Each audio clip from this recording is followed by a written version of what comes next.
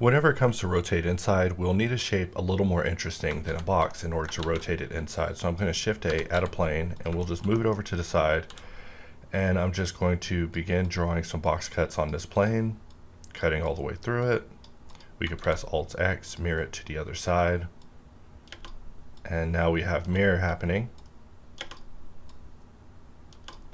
And from here, I'm just going to take this plane and press D and jump over to Custom Cutter, and we'll just click the plus to make this our custom cutter. So now I'm just going to draw a shape, which is now the shape that we created, and begin extruding it. So if we press D, there's an option right here for us to basically rotate the shape inside. However, whenever it comes to hotkeys, you're also able to press Shift tilde in order to rotate inside, and you can also press Shift R, which will rotate the shape inside.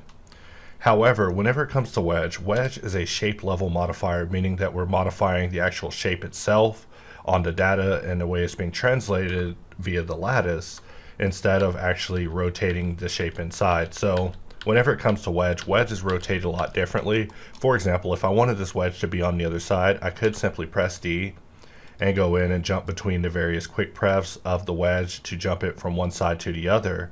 But you can also rotate it by pressing W. So now I've rotated it to the opposite side, and I can still press Shift R to rotate the shape inside. So we do need this greater level of control when it comes to rotating our shapes inside versus rotating our wedge. And for that reason, Shift R is exclusive to rotating the shape inside, and adjusting the wedge is its own separate operation. So just by pressing W, I'm able to adjust the wedge, and then I can adjust the factor to either be in the middle or be at the very ends whenever it comes to wedge and its relationship with rotate inside.